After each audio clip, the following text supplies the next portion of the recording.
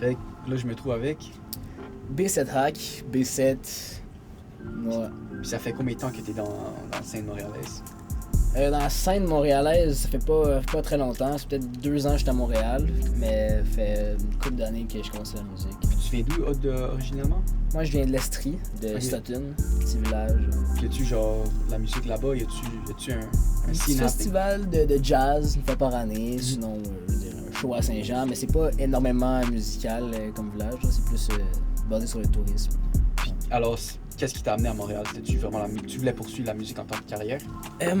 Au début, j'étais arrivé à Montréal parce que j'étais devenu technicien cordiste, fait que j'avais une possibilité d'emploi, je commençais à travailler à Montréal. Puis là, j'ai rencontré quelqu'un qui était à l'école ici, justement, en musique technique. Puis ça m'intéressait parce que déjà, je rappais, puis j'essayais de mixer un peu, mais j'arrivais pas à grand-chose, fait que je me suis dit que j'allais venir à l'école pour apprendre vraiment.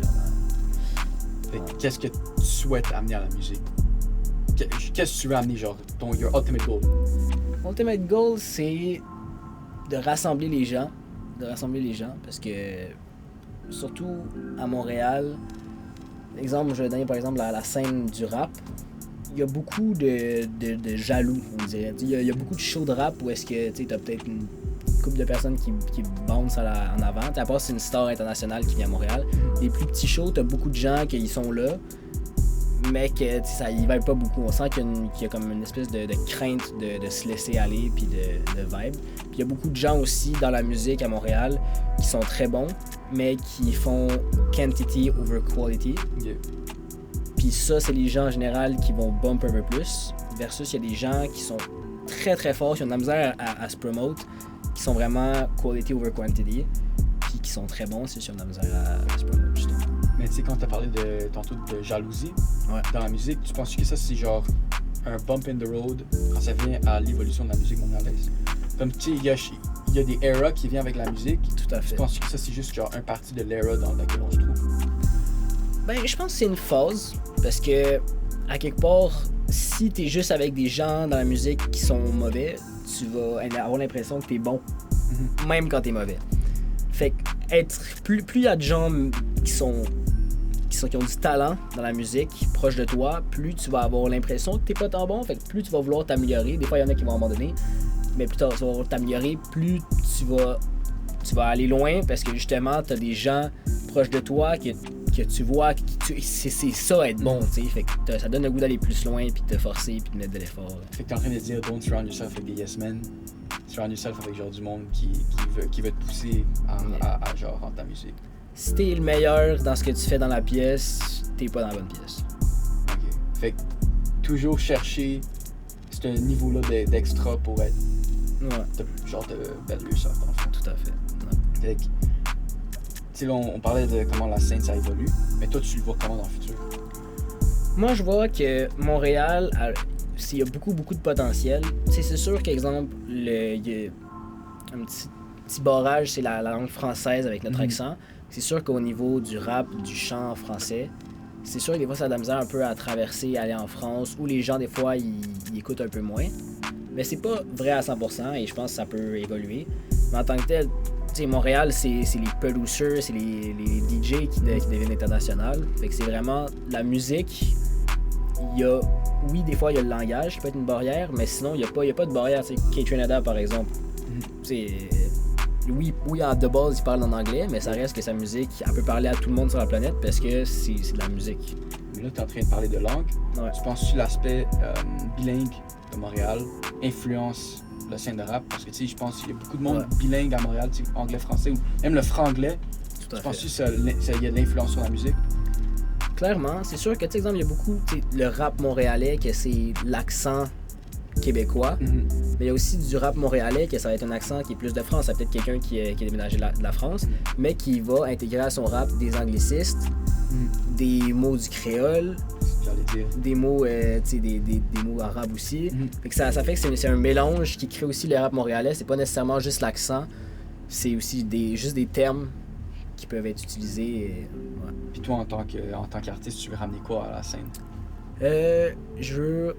En tant que rappeur, j'aimerais ça rapporter plus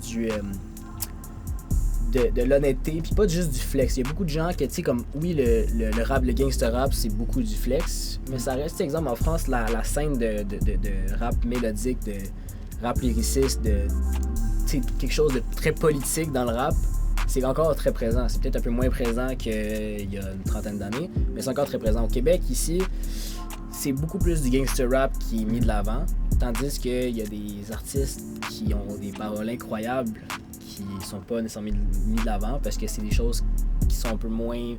C'est dur de bump des fois un peu sur ce genre de choses dans un show.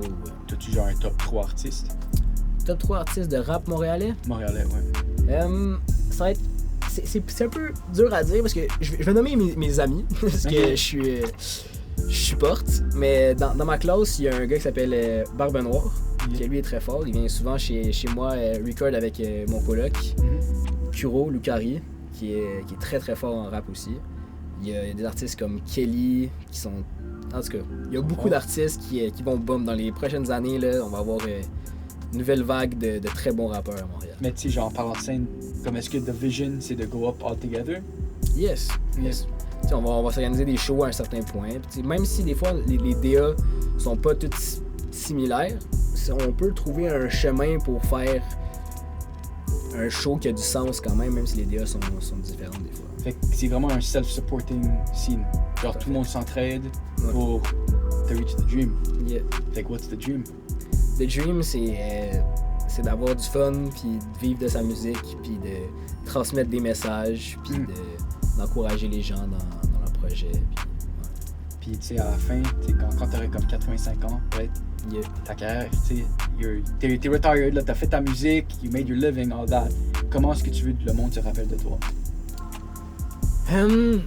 Très bonne question. Peut-être comme quelqu'un d'un peu crazy qui a voulu laisser sa marque, puis qui a voulu influencer les gens à être de bonne foi et de...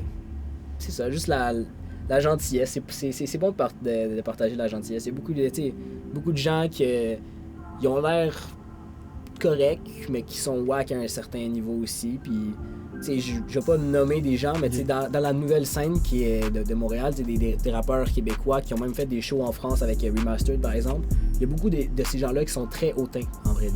Tu sais, comme qu'ils vont avoir l'air d'avoir de l'assurance, de la confiance. Oui, à un certain point, tu sais, il faut être un peu égoïste, et être un peu... avoir un personnage. Mais ça veut pas dire que tu dois être hautain, puis un peu rabaisser les autres, puis te croire le meilleur. Oui, il faut avoir de la confiance, mais sans rabaisser les autres non plus, parce que tu rentres dans une pièce, il y a des gens que des fois tu vas juger au premier regard, mais tu sais pas c'est qui ces gens-là. Peut-être qu'ils ont vécu des choses beaucoup plus difficiles que toi, peut-être qu'ils sont bien meilleurs que toi à ce que tu fais, tu sais jamais. You never know. Keep it level-headed, be humble, chase your dream. Exact. Je te remercie. Merci à toi, Alan.